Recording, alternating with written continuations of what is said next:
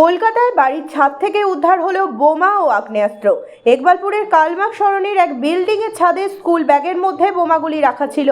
ওই স্কুল ব্যাগের মধ্যে থেকে 7টি বোমা, 4টি কার্তুজ, একটি শটগান উদ্ধার হয়েছে। খবর পেয়েই ইকবালপুর থানার পুলিশ সেগুলোকে উদ্ধার করে। এরপর থেকেই এলাকাবাসী আতঙ্কিত হয়ে পড়েছেন। কে বা কারা ছাদে বোমা রেখে গেল তা নিয়ে তদন্তে নেমেছে পুলিশ। গেলটা কোথায়? রিপোর্টের ওয়ার্ক না নিয়ে